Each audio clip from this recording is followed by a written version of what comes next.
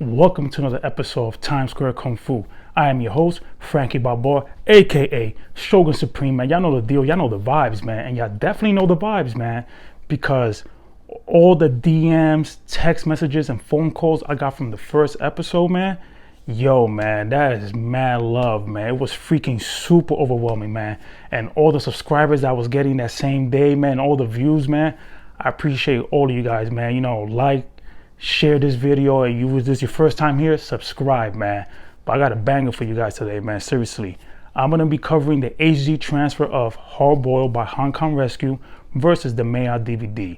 And before I get into it, I need to let you guys know that Hong Kong Rescue is not an official distributor. I repeat, is not an official distributor, and I suggest not getting products with them. Now, with that said, I'm gonna talk a little bit about John Woo's 1992 classic Hard Boiled. You already know. So when Hard Boiled came out in 1992, it wasn't as commercially successful as his previous films like A Better Tomorrow and The Killer, but it was very well received, especially in the West. And you could see why, man, because the cast in this film have great personality, and especially the villains. And on top of that, the action is ahead of its time. I'm telling you, for the people who have never seen a John Woo film, man, the way this man creates a war zone in small spaces is freaking incredible, man. He has fixtures, he has props, extras running all over the place, man, while there's destruction happening all at once at times, man. It is freaking fascinating. And the way he made that easy to follow compared to other directors is the way he shot and edited his films. He knew when to focus on the actor. He knew when to focus on the destructible environment. He knew when to zoom the camera out. He knew when to swing that thing, man, to show the scope of everything. And he took all these varied shots and put them together, just like musical notes on the music sheet, and create one beautiful symphony, man. It's a thing of beauty. And that's the thing with John Woo scenes, man, especially his action scenes. They all have rhythm to them, and that's why they are very easy to follow. Unlike some action directors, where they focus too much on the actor in front of them, you know, pulling the trigger, doing all these things, and the destruction going around them, and they rely on their emotions to convey the mayhem that they really show us, man. I mean, that's the thing. I mean, you have directors that do great shots and great pacing and everything, but not to the level of John Woo. And I'm definitely going to show you guys an example right after this. So the scene you guys seeing right now is from the 1999 classic The Matrix. I want you guys to pay attention to certain things this film does that actually quite annoy me, because they focus too much on the environmental damage, and the camera is always zoomed in on them for no reason, instead of zooming it out a few times to show me the level of chaos. Again, they just focus on the individual aspect of the action, which, you know, I don't like. You know what I mean? They're focusing on all the cool thing, like, look, oh, this thing is being destroyed, it's chunk. And, you know, then you got this girl, Trinity, flipping over. Okay, cool, slow motion, everything. But again, she's right behind cover. It's not showing like what she's planning or whatever, you know. She is back there. We don't see where the enemies are positioned. Nothing like that. Again, they just keep focusing on debris. Okay, that's cool, no, but, you know, change it up a little bit. And right now you got Neo, you know, about to create some work, but again, they focus on him. Then the camera goes out and it's showing the bullet casing instead of freaking transitioning to the enemy right away, or at least scope it out a little bit. Not once in this scene they zoom out to see this whole hallway, this lobby scene. They don't do it. And, you know, for me, that was quite annoying, because this scene could have been legendary in my eyes, you know. Oh yeah, right now you guys are seeing Hard Boiled, and I'm telling you right now, like, you're gonna see the major difference right here. And when it comes to collateral damage, the environments and everything, because instead of just focusing on it for too long, the camera is very diverse here. And you're gonna see what I mean, how he does the level of chaos and how he zooms the camera out. Like, look at the debris and everything happening. Like, everything's just popping off. And look how he zooms out. And my man is freaking bobbing and weaving like Barry Sanders from the Lions, B. Let's go. And you got Chow Yun Fat going, fly like an eagle. Like, let's go. You saw how it focused on him, then zoomed out again. Great instant replay, man. Definitely ESPN top 10 right there. And you saw from the environmental damage right now, like, it followed. You look at the camera, the way it was following all of that, and then it show you the destruction of the objects. You know what I mean? And you got this savage right here saying, you know what, y'all end this, y'all hold that, B, hold that, man, move out of my way, B. Like, for real. Like, yo, like, it's just crazy. Like, you see, it shows everything. The camera is zoomed out, man. and you get to enjoy and view this beautiful pistol opera, as I call it. Like, look at this level of destruction, man. It's not distracting. There's a rhythm to it, unlike the Matrix, where it was just harping too long on it. Now that you guys saw both of those clips, there's something I like to add more to that, especially when I was mentioning the Trinity scene when she was behind the pillar.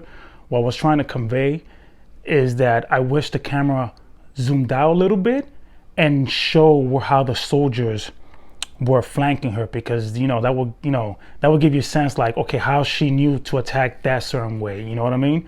Instead of saying, I didn't want her to peek out, that would make no sense. But I wish the camera pulled out a little bit and see how she prepared, how she strategized to attack that said soldier, and just like the Neo scene, what I said, like, oh, here he goes doing work. I mean, it did go to the soldier, but I felt like it could have been done a lot better instead of just zooming back into his Doc Martin boots, man, for no freaking reason. It was constantly just showing them, and showing all the debris, the destruction, and instead of just zooming out and showing everything in that lobby, And as you guys saw in the hard boiled scene, man, I mean, what else can you say, man? Like, it's John Woo, man. Y'all see what I mean by there's so much going on? But the rhythm of that scene, it makes it very easy to follow, man. Like, seriously, man, the dude's a god, man. Like, for real, man. And, with that said, it's time for the nitty gritty, man. About to show those damn pics, man. You know what I mean? So y'all can see that comparison with the Hong Kong Rescue HD transfer versus the Mei Ah DVD, man. We'll be right back. All right.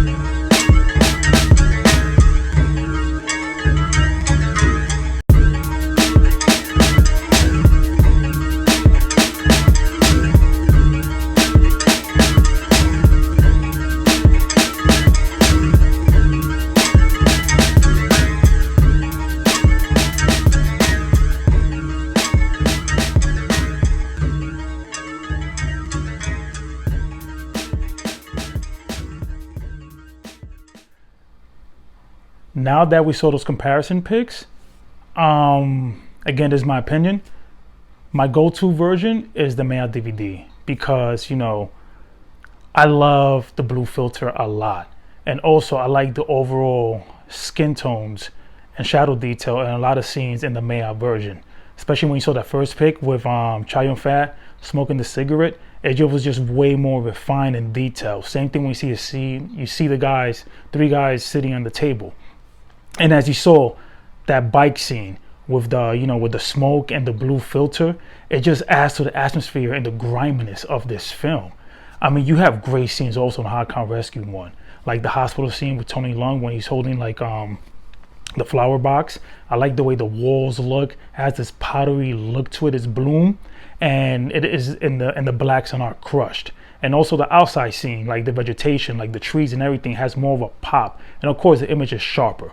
I mean, there's many scenes like that, but the overall, like some of the overall night scenes, especially inside dark scenes, I prefer the Mei Ah one. It's something with that blue. It just gives it the the vibes and everything, man. So hopefully when we get an official release of this film, and again, hopefully soon, I wish, you know, they go with a combination of, you know, these two transfers, you know. And with that said, man, here are my final thoughts. So yeah, so as you guys heard, I mentioned like the blue filter and just color grading in general. And I mentioned that in my, welcome to the channel video. But as a topic, I'm definitely going to cover big time on this very channel. That is because a lot of these films through the late 80s and 90s had that blue filter going on for night scenes. And it set a nice, beautiful tone. Depends how you use. Like for fantasy films, it gave it an actual fantasy feeling.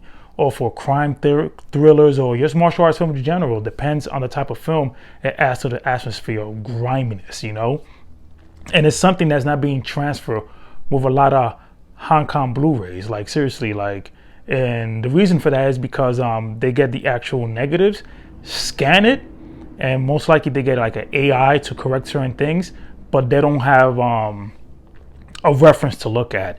So you have boutique labels like Spectrum Films. They're a French label. They are amazing, and they're like they actually go out of the way and color grade these films themselves. They're doing it with Burning Paradise, and Eureka does it at times too. They did it with Duel to the Death, where they fixed the opening scene compared to the Hong Kong Blu-ray, where you see the ninjas running and it's supposed to be nighttime, but it's fully lit on the Hong Kong Blu-ray. And when they go inside the castle, it is freaking pitch black. Like it's just random. But yeah, like I said, they fixed that in the Eureka Blu-ray. I will definitely cover that film, one of my favorite films of all time, on this very channel.